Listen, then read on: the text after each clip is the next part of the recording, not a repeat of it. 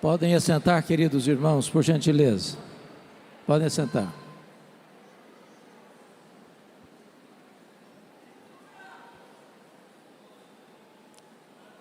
Quero registrar minha palavra de gratidão ao pastor Jessé, ao pastor Davi, pelo privilégio de estar novamente aqui.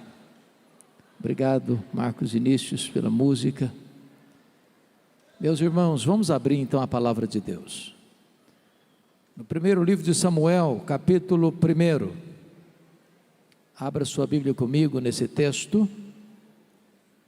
E após a leitura do texto, por favor, mantenha a sua Bíblia aberta comigo. Primeiro livro de Samuel, capítulo 1. Assim está escrito: houve um homem de Ramataim Zofim, da região montanhosa de Efraim, cujo nome era Eucana, filho de Jeroão, filho de Eliú, filho de Tou, filho de Zufi, efraimita. Tinha ele duas mulheres, uma se chamava Ana e a outra Penina. Penina tinha filhos, Ana, porém, não os tinha. Este homem subia da sua cidade de ano em ano a adorar e a sacrificar ao Senhor dos Exércitos em Siló. Estavam ali os dois filhos de Eli, Rofini e Finéias, como sacerdotes do Senhor. No dia em que Eucana oferecia o seu sacrifício, dava ele porções deste a Penina, sua mulher, e a todos os seus filhos e filhas. A Ana, porém, dava porção dupla, porque ele a amava, ainda mesmo que o Senhor a houvesse deixado estéril.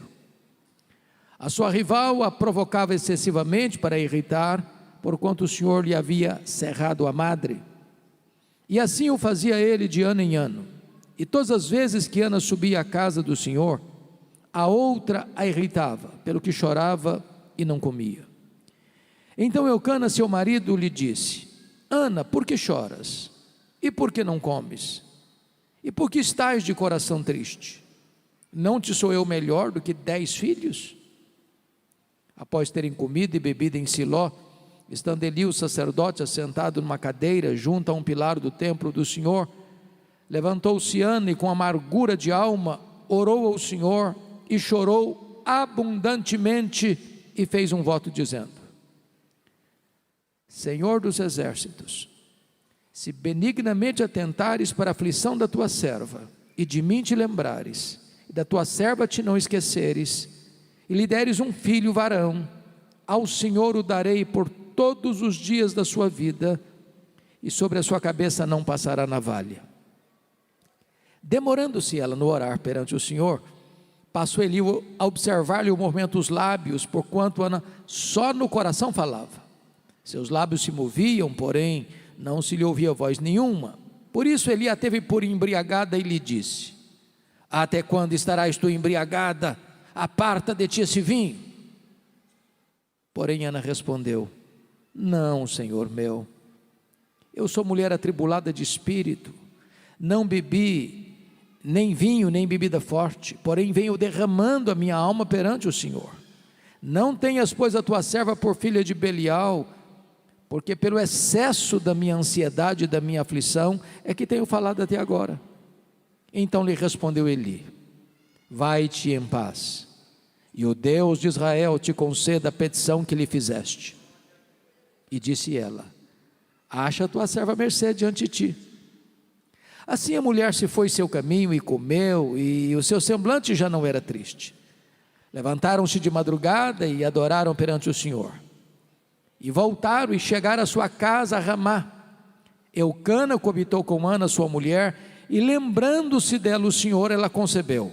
E passado o devido tempo, teve um filho, a que chamou Samuel, pois dizia: do Senhor o pedi. Verso 26. Disse Ana a Eli: ah, meu Senhor, tão certo como vives, eu sou aquela mulher que aqui esteve contigo orando ao Senhor. Por este menino orava eu, e o Senhor me concedeu a petição que eu lhe fizera, pelo que também eu trago como devolvida ao Senhor por todos os dias que viver, pois do Senhor o pedi. E eles adoraram ali o Senhor. Amém. Eu quero conversar com vocês sobre o tema não desista de seus sonhos. Era o ano de 1952, na Nova Zelândia, quando um importante esportista daquele país, Edmund Hillary, nutriu no seu coração um sonho inédito, audacioso, o sonho de escalar a montanha mais alta do planeta, o sonho de chegar no topo do Pico Everest com mais de 8.800 metros de altitude. Edmund Hillary preparou-se para aquela grande empreitada da sua vida, mas quando ele partiu para realizar o seu sonho, ele fracassou, não conseguiu chegar. Meses depois ele foi convidado para dar uma palestra em Londres, na Inglaterra, e quando ele chegou no auditório, percebeu que propositadamente as pessoas haviam colocado uma grande gravura do Monte Everest na parede. Ele olhou para a gravura, abaixou a cabeça, cabisbaixo dirigiu-se à plataforma. Quando passaram-lhe a palavra, por um momento ele esqueceu o seu auditório, voltou-se para a gravura e disse: Monte Everest, da primeira vez tu me derrotaste, tu não podes crescer mais, mas eu ainda estou crescendo, da próxima vez eu te vencerei. 6 meses depois, Edmund Hillary era o primeiro homem na história da humanidade a chegar no topo do Pico Everest, deixando-nos um legado: não desista de seus sonhos. Eu sei que vocês têm sonhos, todos nós os temos. Quem não sonha não vive. Quem desistiu de sonhar, desistiu de viver. É provável, entretanto, que neste seleto auditório haja alguém que tenha perdido os seus sonhos mais bonitos pelas estradas da vida. Talvez haja entre nós nesta noite alguém que já viu seus sonhos mais belos sendo transformados em pesadelos. Talvez aqui nesta noite haja alguém que já enterrou os seus sonhos e que colocou no túmulo de seus sonhos uma lápide: aqui jaz os meus sonhos. Pois eu quero encorajar você nesta noite a trazer esses sonhos e colocá-los de volta na presença de Deus, porque o Deus a quem servimos e adoramos nesta noite é o único Deus vivo e verdadeiro, Criador dos céus e da terra, para quem não há impossíveis, para quem não há causa perdida, para quem não há doença incurável, para quem não há casamento irrecuperável, para quem não há família sem solução. Esse Deus está aqui hoje, e Ele é poderoso para reverter as situações mais difíceis da sua história e fazer um milagre na sua vida.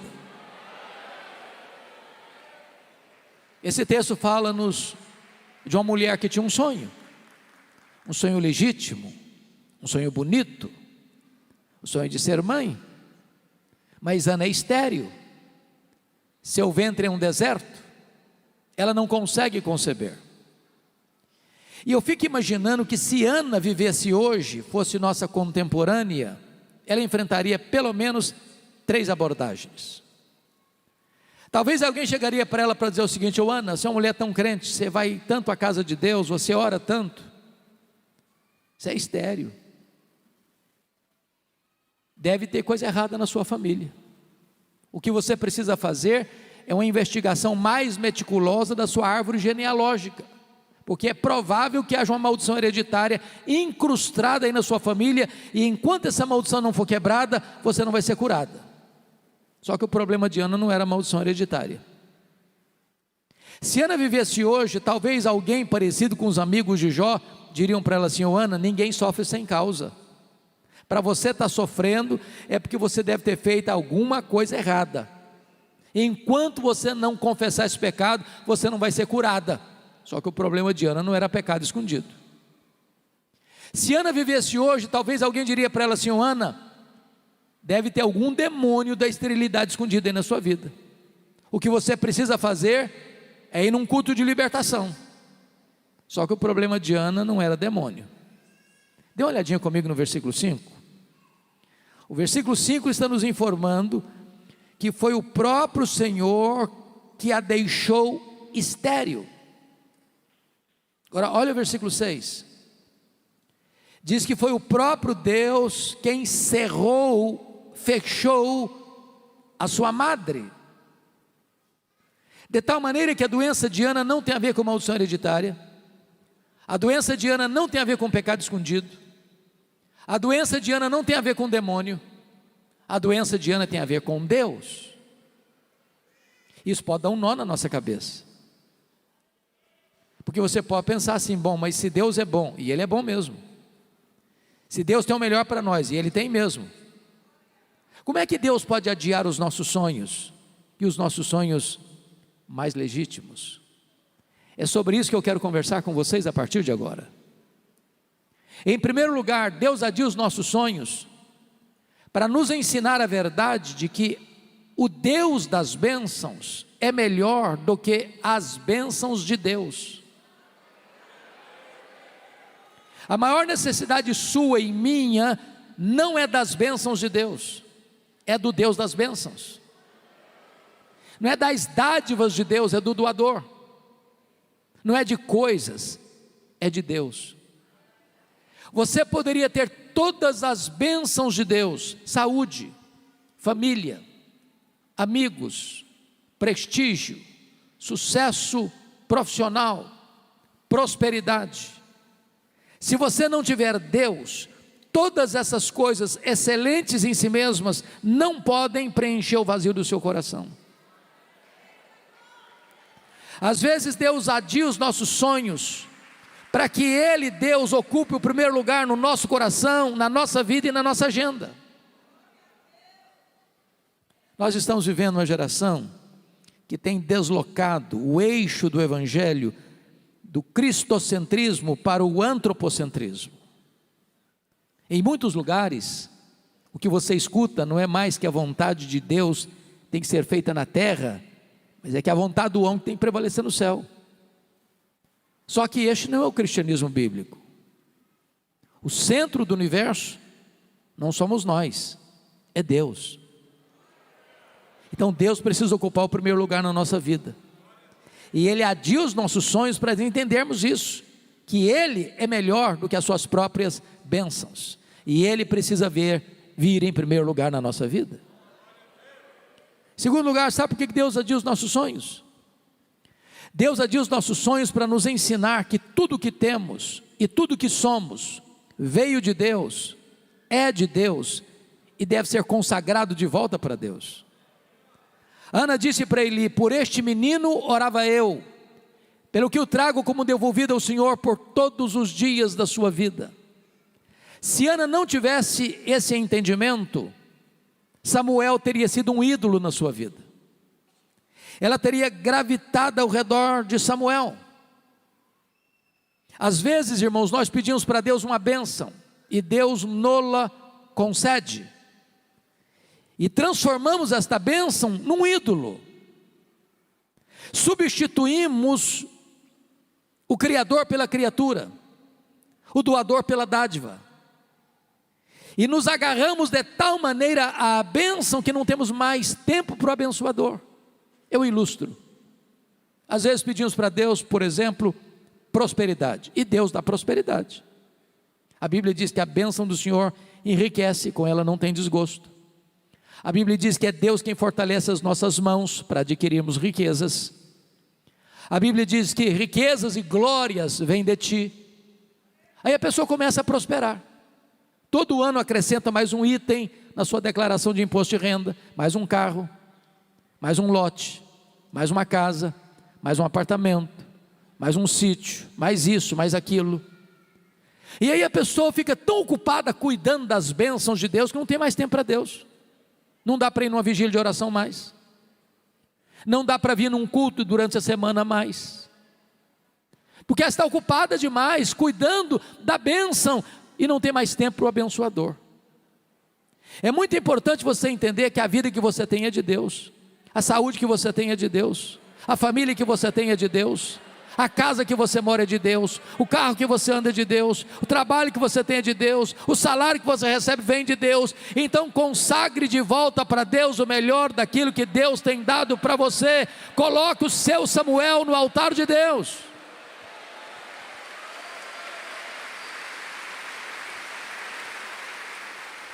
Terceiro lugar, sabe por que Deus adia os nossos sonhos? Deus adia os nossos sonhos porque os planos de Deus são maiores e são melhores do que os nossos melhores sonhos. Qual era o sonho de Ana? Apenas ser mãe. Qual era o projeto de Deus para Ana? É que ela fosse mãe do maior profeta, do maior sacerdote, do maior juiz de Israel, do homem que haveria de trazer de volta a nação apóstata para a presença de Deus. Às vezes nós pedimos algo para Deus e Deus não concede, e Deus indefere o pedido. Sabe por quê? Deus está olhando para você dizendo: ah, meu filho, ah, minha filha, eu não vou dar não. Sabe por quê? Você está pedindo pouco demais, eu tenho coisa melhor para você. Os meus pensamentos são mais altos que os seus, os meus caminhos são mais elevados que os seus. Eu fico olhando José do Egito, ele estava preso, e ele pediu ao copeiro do faraó para lembrar-se dele, e o copeiro do faraó esqueceu-se dele, e ficou mais 2 anos mofando na cadeia. E você pergunta: mas onde está Deus, que deixa um filho seu inocente padecendo uma prisão imunda? Por que Deus não tirou José da prisão quando ele queria sair da prisão? Se José tivesse saído da prisão quando ele queria sair, o máximo que ele teria sido era um bom lavador de copos no palácio do faraó. Mas naqueles 2 anos, Deus estava construindo a rampa do palácio para ele sair da cadeia e ser governador do Egito.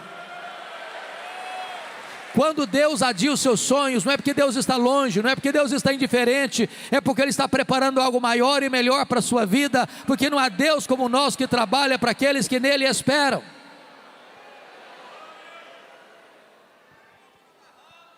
Quarto lugar, sabe por que Deus adia os nossos sonhos? Deus adia os nossos sonhos, meus irmãos, porque Ele é Deus, livre e soberano, que faz todas as coisas conforme o conselho da sua vontade. Confira comigo, por favor, o capítulo 2, versos 6 a 8, no cântico de Ana, o que ela vai declarar. Ela diz assim: o Senhor é o que tira a vida e a dá, faz descer a sepultura e faz subir. O Senhor empobrece e enriquece, abaixa e também exalta, levanta o pobre do pó e desde o monturo exalta o necessitado, para o fazer assentar-se entre príncipes. Em alguns lugares por esse Brasil afora, pastor Jessé, eu tenho visto gente dizer assim: em nome de uma fé robusta, beirando a blasfêmia. Deus, eu proíbo. Deus, eu exijo. Deus, eu determino.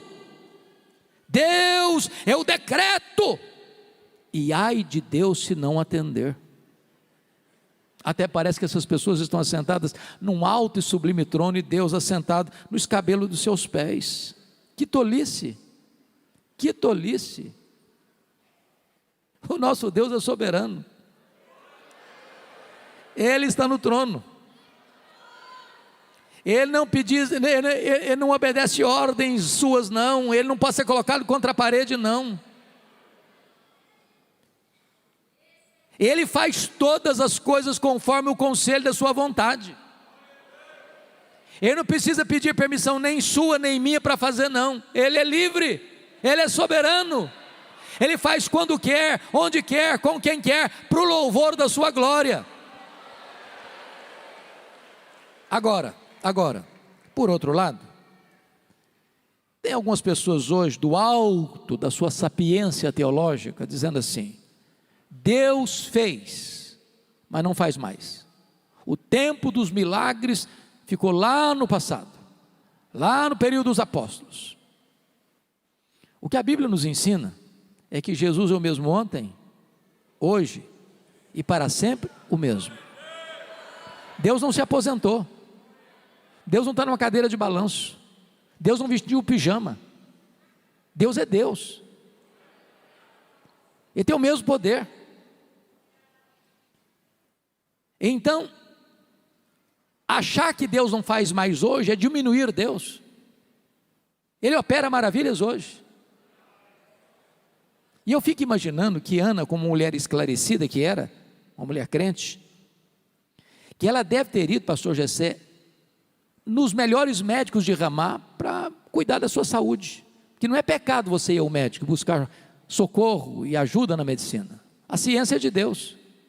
Todo conhecimento vem de Deus.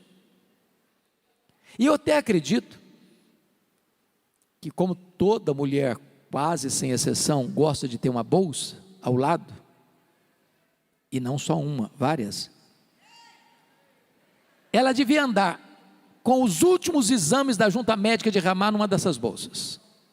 E eu acho que o resultado era esse: Ana, o seu caso não tem cura, não tem saída. Mas Ana entendia outra coisa: se Deus quiser, tem cura. Se Deus quiser, tem jeito. A última palavra não é da ciência, a última palavra não é da medicina. Se Deus quiser, tem jeito. É por isso que Ana ora, é por isso que Ana chora, é por isso que Ana insiste, é por isso que ela bate a porta, é por isso que ela clama, é por isso que ela aguarda um milagre. Deus faz hoje, como fez no passado.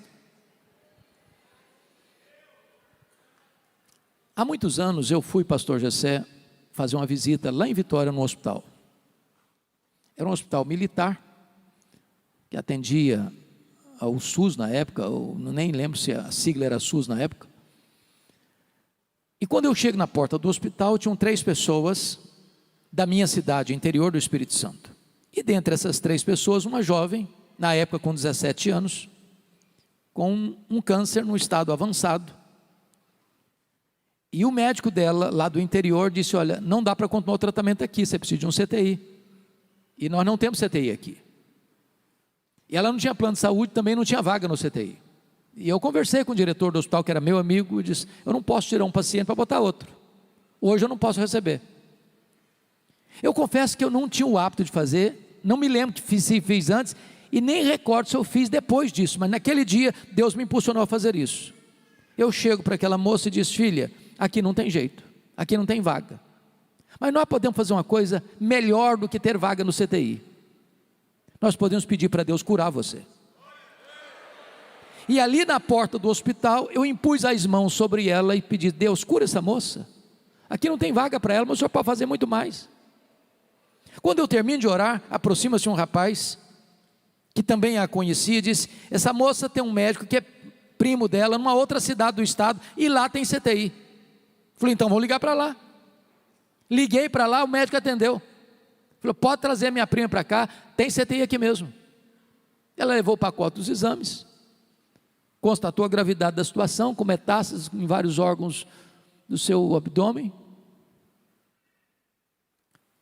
submeteu-a aos mais rigorosos exames, não tinha mais nada no seu corpo. Ela foi liberada para voltar para sua casa naquele dia. Agora, dia 28 de dezembro deste ano passado, em poucos dias, menos de 15 dias, eu estava pregando lá na minha igreja, lá em Nova Venécia, lá no interior do Espírito Santo.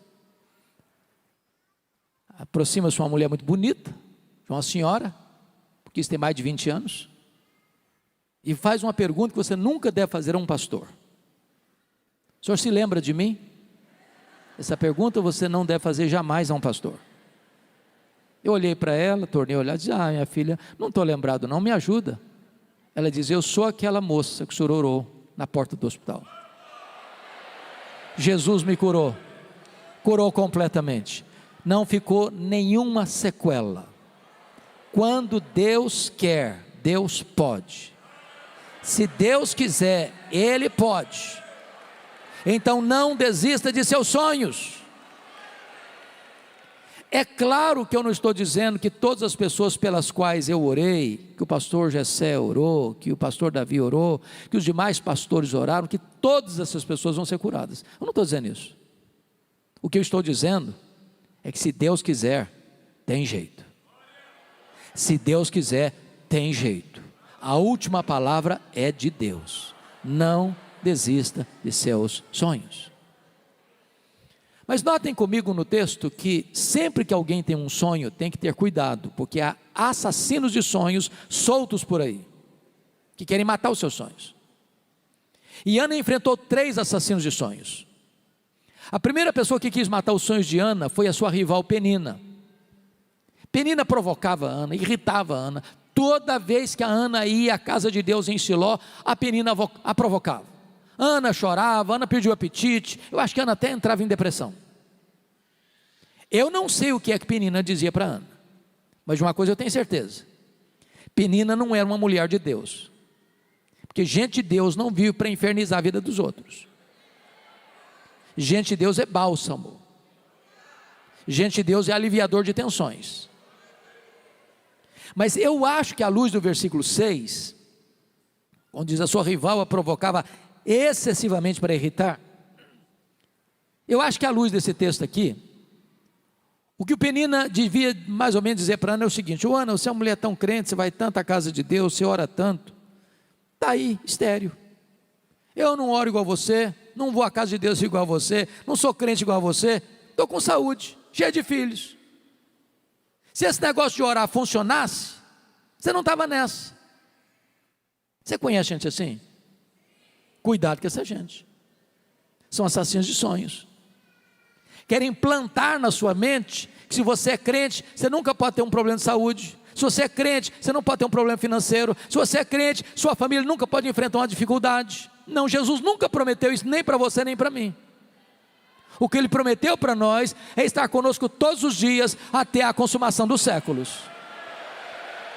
Então não permita que as pessoas roubem os seus sonhos. A segunda pessoa que quis matar os sonhos de Ana foi o sacerdote Eli. Todo ano Ana subia para Siló. Lá estava o tabernáculo, lá estava a Arca da Aliança, lá estava Eli, lá estava Rofini, lá estava Finéias. Não consta o texto bíblico que em nenhuma dessas idas, nem Eli, nem Rofini, nem Finéias falasse com Ana, orasse por Ana, chorasse com Ana. A primeira vez que o sacerdote Eli dirigiu a palavra para Ana, foi para sacar contra ela um pesado libelo acusatório, chamando-a de bêbada e de filha do demônio, filha de Belial, dentro da igreja. Pastor Jessé, eu acho até que se a Ana fosse presbiteriana, batista ou assembleiana, ela ia sair da igreja. Ia. Eu acho que ia fazer um pouquinho mais, eu acho que ela ia fazer uma campanha para tirar o pastor Eli da igreja. Por muito menos as pessoas fazem isso hoje. Mas Ana era uma mulher madura. Ela disse: não, meu senhor, não estou bêbada não, eu estou derramando a minha alma perante o Senhor. Não me trates com a filha do demônio não, eu sou uma mulher de Deus. Ela não permitiu que o seu sonho fosse roubado, nem mesmo dentro da igreja. Mas a terceira pessoa que quis matar o sonho de Ana foi o seu marido, o Eucana. O Eucana era um maridão. Era amoroso, era provedor, era companheiro, mas ele tinha um problema: cabeça dura demais, não acreditava em milagres, até porque conhecia a história da redenção, eu conhecia a história do povo de Deus, conhecia como Deus curou Sara, como Deus curou Rebeca, como Deus curou Raquel, e ele via sua mulher orando e orando, e chorando, e orando e chorando. Não consta a Bíblia em lugar nenhum que Eucana dissesse assim: Ana, eu sei que você quer ser mãe, eu sei que você luta com Deus em oração, conta comigo, Deus fez milagres no passado, Ele pode fazer de novo, então eu estou do seu lado, estou junto de você, nessa batalha da intercessão. Não consta a Bíblia que ele falou isso, ou fez isso em qualquer tempo, mas consta a Bíblia, no versículo 8, que um dia chamam a Ana para uma conversa. E eu vou parafrasear a conversa, acho que foi mais ou menos o seguinte: Ana, vem cá filha, preciso bater um papo com você. Ana, não dá mais, chega, está virando obsessão, está virando uma doença, esse negócio de querer ser mãe, você não sabe que a junta médica de Ramá já deu o diagnóstico? Para que você insiste? Uma causa perdida, mulher, larga a mão disso, para de chorar. Aliás, Ana, você não está nem curtindo o maridão que você tem, você não sabe que eu sou melhor que 10 filhos para você? Se fosse hoje, eu diria assim: ô Ana, pensa em mim, liga para mim, chore por mim, não chore por ele, Ana. Assassino de sonhos. Pode estar muito mais perto de você do que você imagina. Não permita que os seus sonhos sejam tirados de você. Mas o último ponto que eu quero tratar é o que fazer quando os nossos sonhos estão sendo adiados. Ana nos ensina 3 coisas. Primeiro, quando os seus sonhos estão sendo adiados, você deve continuar crendo, orando, jejuando, chorando, insistindo, perseverando, esperando de Deus um milagre. Irmãos, às vezes nós desistimos cedo demais, nós jogamos a toalha cedo demais. Convenhamos aqui, há muitos casamentos que acabaram porque faltou um pouquinho mais de paciência, de tolerância, de diálogo, de amor, de perdão. Desista não, insista um pouco mais, caminhe um pouco mais, ore um pouco mais, jejue um pouco mais, chore um pouco mais, espere um pouco mais. Me permita 2 exemplos. Norman Vincent Peale foi um pastor metodista. Ele escreveu o seu primeiro livro, O Poder do Pensamento Positivo. Todo escritor, via de regra, quando escreve o seu primeiro livro, enfrenta dificuldade para publicar o livro. O problema não é nem o conteúdo, as editoras nem entram no mérito do conteúdo. Então, Norman Vincent Peale buscou editoras que pudessem se interessar pelo seu livro. Todas as portas que ele bateu se fecharam para ele. Ele ficou muito frustrado, chegou em casa, pegou os rascunhos do livro, jogou no lixo e disse assim: no lixo vão ficar os meus sonhos de escritor. Dona Ruth, sua mulher, mais crente e mais otimista do que ele, como via de regra as mulheres são, pegou os rascunhos do lixo e disse assim: eu creio nos seus sonhos, vou lutar por eles. Bateu em outras portas, encontrou uma editora que se interessou pelo livro. Resultado, esse livro já vendeu mais de 40 milhões de exemplares, um dos maiores best-sellers da literatura. Estavam no lixo. Não desista de seus sonhos.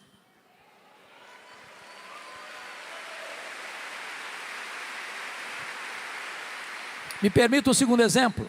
Eu gosto muito de política, desde criança. E uma pessoa que me marca muito é Franklin Delano Roosevelt. Estudou na Universidade de Harvard, na Universidade de Colômbia. Entrou na política. Teve vitórias expressivas. Mas o sonho de Delano Roosevelt era ser presidente dos Estados Unidos da América. Aos 39 anos de idade, ele sofreu poliomielite e ficou paraplégico, numa cadeira de rodas. E alguém disse para ele: numa cadeira de rodas você nunca vai realizar o seu sonho, você nunca será presidente dos Estados Unidos da América. E ele dizia: pois eu nunca vou desistir. Foi o único homem até hoje, nos Estados Unidos, que foi eleito e reeleito presidente dos Estados Unidos da América 4 vezes consecutivamente numa cadeira de rodas. Não desista de seus sonhos.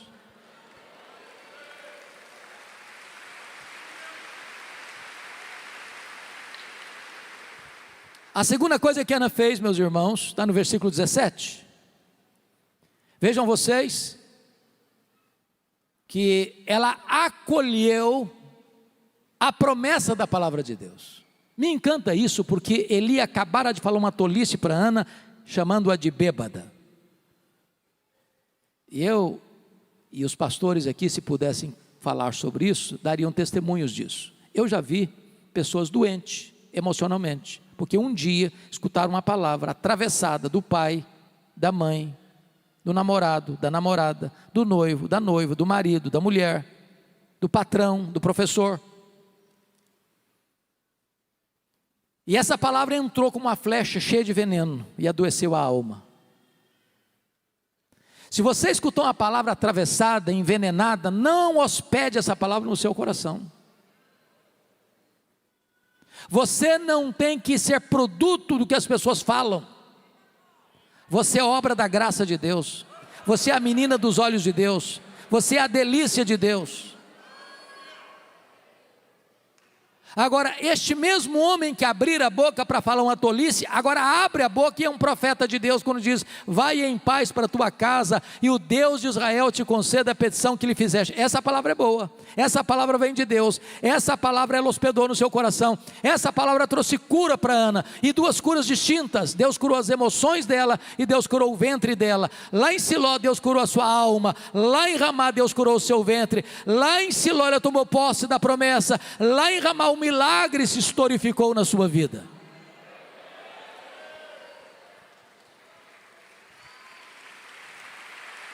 Você quer ter vitórias na sua vida?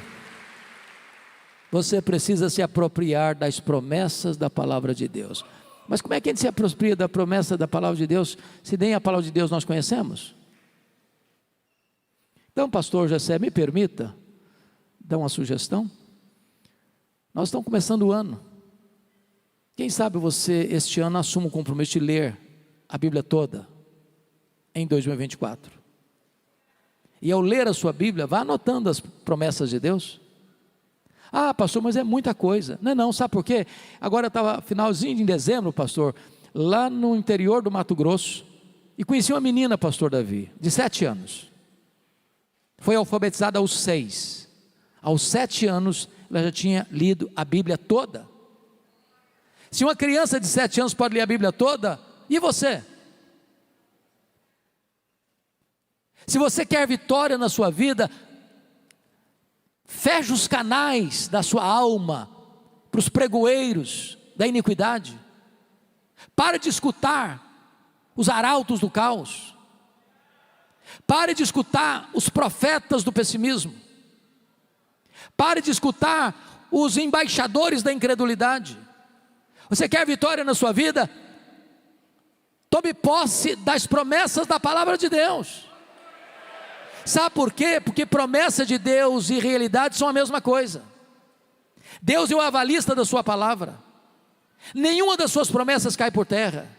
Em todas elas, as promessas de Deus, nós temos o sim e nós temos o amém. Mas finalmente, em último lugar, o que fazer quando os nossos sonhos estão sendo adiados? Ana nos ensina que se os nossos sonhos estão sendo adiados, nós devemos voltar às trincheiras da luta. Olha bem, Ana queria ser mãe, mas vivia nos quartos escuros chorando.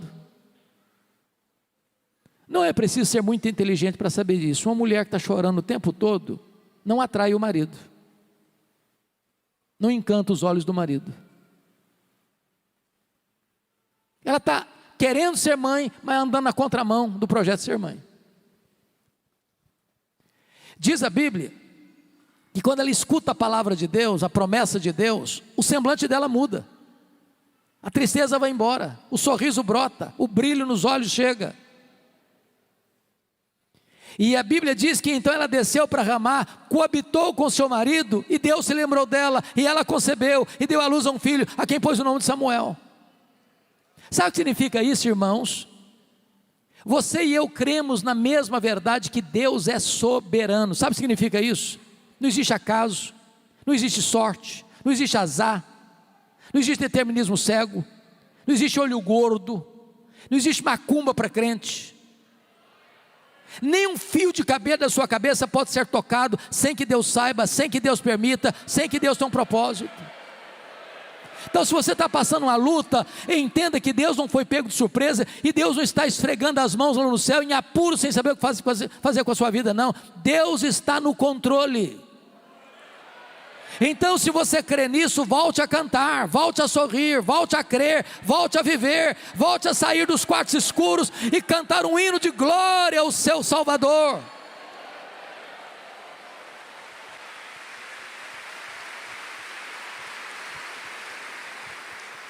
Há um autor que eu gosto de ler, e não obstante não ser um autor evangélico, Og Mandino.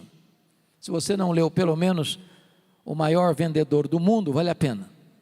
Mas o que me encantou em Og Mandino, pastor Davi, é que aos 35 anos de idade ele estava falido, quebrado, abandonado pela esposa, caído numa sarjeta, pensando em suicídio.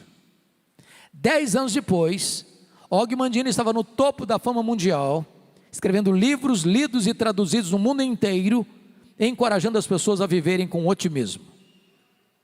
E eu fico imaginando que se um cara que não é crente consegue viver com otimismo, e você e eu, que podemos dizer: este é o dia que o Senhor fez, alegremo-nos e regozijemo-nos nele.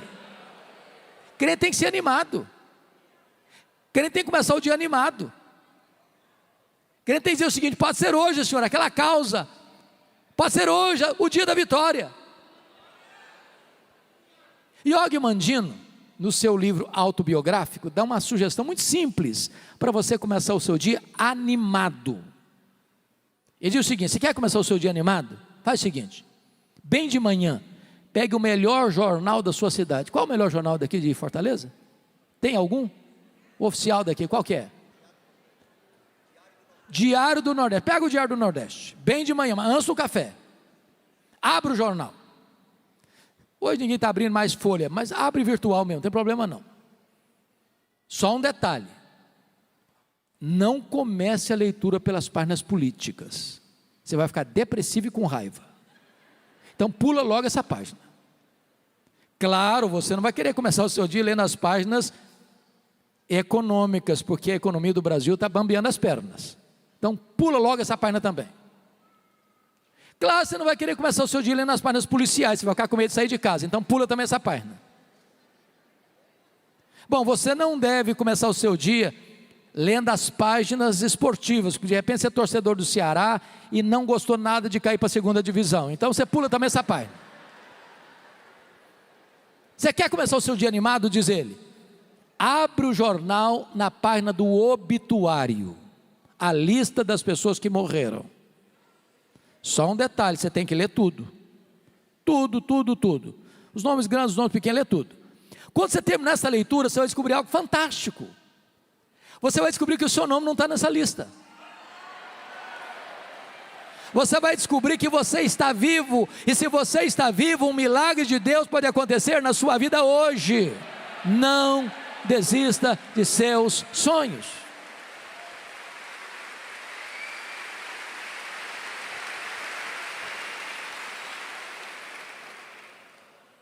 Esta mensagem tem um peso especial para mim. Isso porque eu sou fruto de um sonho.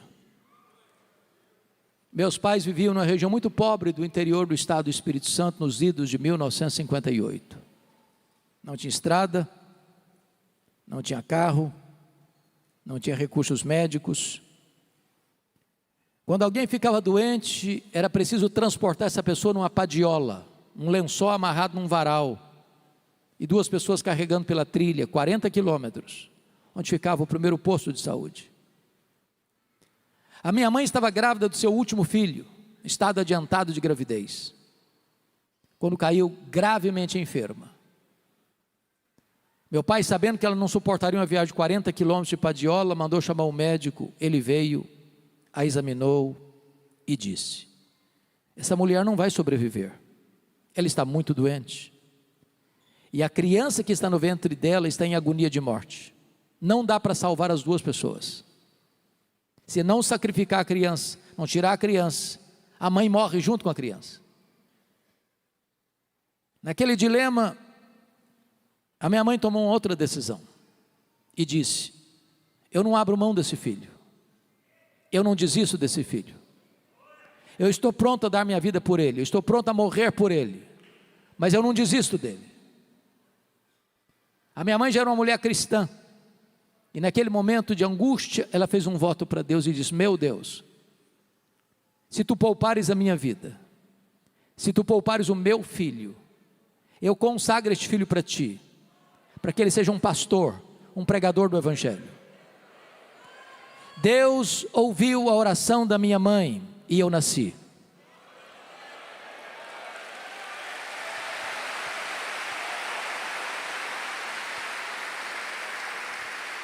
Nasci na roça, Fui calçar meu primeiro par de sapatos com 8 anos de idade, com as mãos calejadas.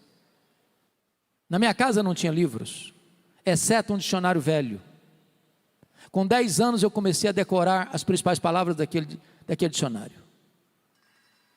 Eu entrei na escola com 8 anos.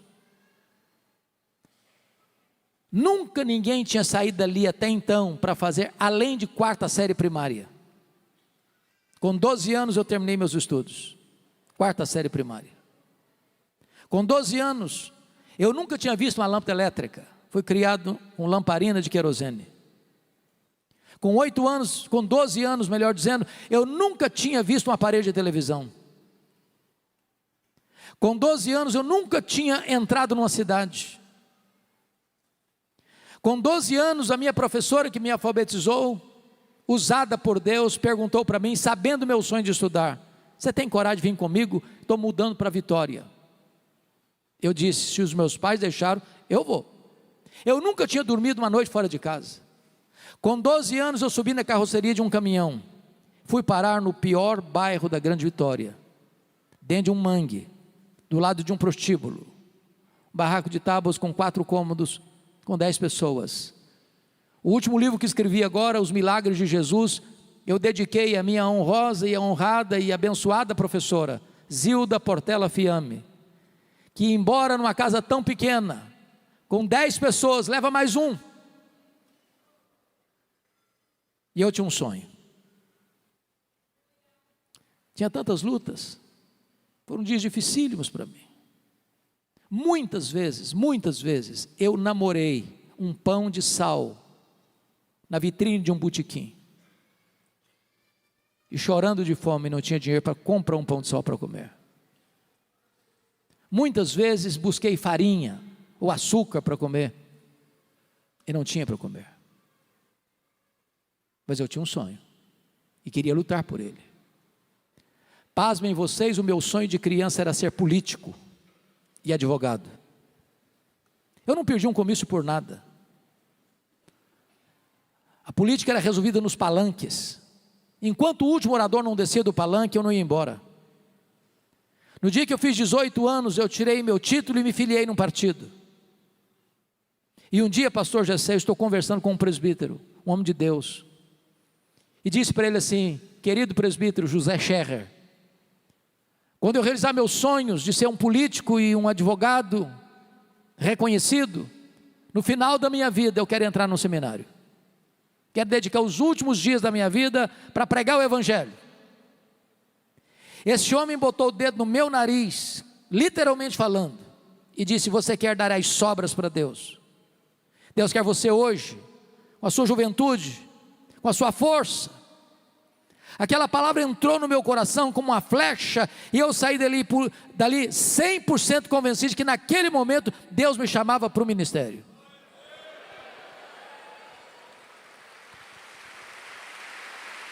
Eu abri mão dos meus sonhos e abracei o projeto de Deus. A minha mãe era uma mulher analfabeta, nunca teve o privilégio de sentar num banco de escola. Ela chorava às vezes porque queria tanto ouvir a Bíblia, a leitura da Bíblia, nem sempre tinha alguém para ler a Bíblia para ela. Um dia ela sai de casa, tropeça numa cartilha suja no quintal, pega aquela cartilha e diz: meu Deus, me ajude a entender isso aqui. E ela aprendeu a ler naquela cartilha e lia fluentemente a sua Bíblia. A minha mãe nunca me contou o projeto dela com Deus, porque ela orava e dizia: meu Deus, eu não quero sugestionar o meu filho, eu quero que tu operes no coração dele o teu propósito. Depois dessa conversa com o presbítero José Scherrer, eu liguei para minha mãe e disse: mamãe, larguei mão dos meus sonhos, vou ser pastor, eu vou para o seminário, mamãe. Ela disse: meu filho, por esta causa eu orava antes de você nascer.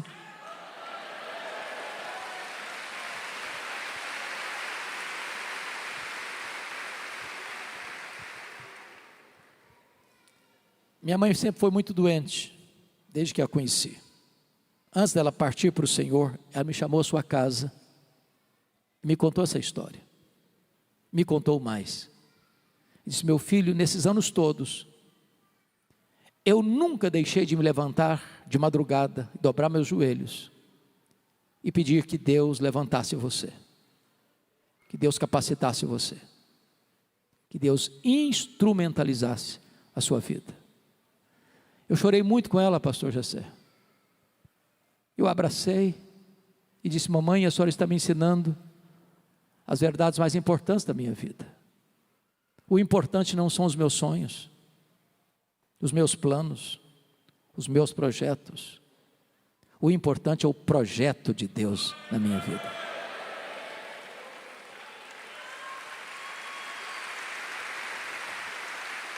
A senhora está me ensinando, mamãe, que um filho nunca é pobre se tem uma mãe que ora por ele. Então eu quero terminar na contramão do meu tema. Se preciso for, desista dos seus sonhos, mas nunca desista do propósito que Deus tem para a sua vida. Eu quero orar com vocês nesta noite.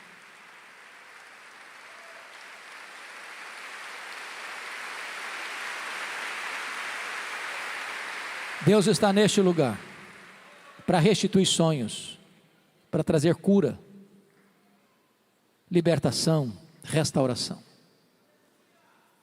Nós não temos espaço, e eu não gostaria que fosse uma oração genérica, mas gostaria que fosse uma coisa específica. Então, se você hoje traz um sonho, um projeto, que você precisa de um milagre de Deus, eu quero orar especificamente por vocês. Se tem porventura nesse auditório alguma mulher que luta há anos para ser mãe e não consegue engravidar, eu quero especificamente orar por esta causa. Se nós temos irmãs nesse contexto, levante-se e fique em pé, eu quero orar por você. Se tem alguém aqui hoje precisando de um milagre na área da saúde, na área da família, eu quero orar especificamente por você. Se tem alguém aqui cujo filho, a filha, o marido, a esposa se afastou de Deus, se afastou da igreja, se afastou do evangelho e quer ver esse milagre acontecer, eu quero orar especificamente por você. Ah, Senhor Deus, nós te adoramos, porque Tu és o Deus Todo-Poderoso, para quem não tem causa perdida. Agora contempla aquela mulher, Deus, que está em tratamento há tantos anos, desejando ser mãe, como Ana, e não tem conseguido. Meu Deus, a Tua palavra diz que Tu és o Deus que faz com que a mulher estéril seja alegre mãe de filhos. Manifesta o Teu poder nesta noite, Senhor. Que no próximo ano nós possamos ver mulheres aqui com bebês no colo, fruto do milagre da Tua providência.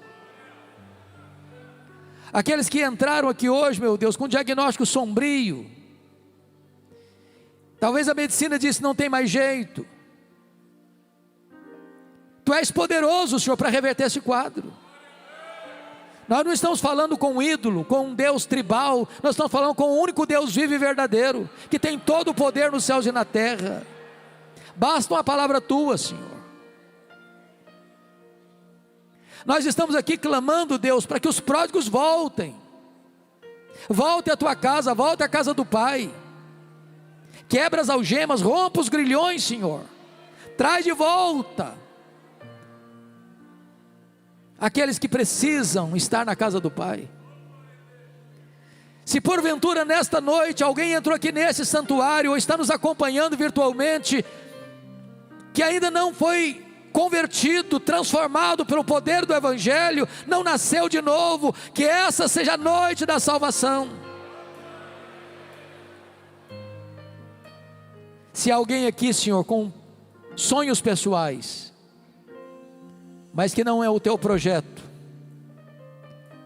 que nesta noite Tu abras os olhos da alma, para que essa pessoa possa ver qual o Teu plano específico para a sua vida. Nós cremos que Tu és o Deus que vê, Tu és o Deus que ouve, Tu és o Deus que age, e nós Te adoramos por isso, em nome de Jesus. Aleluia, amém.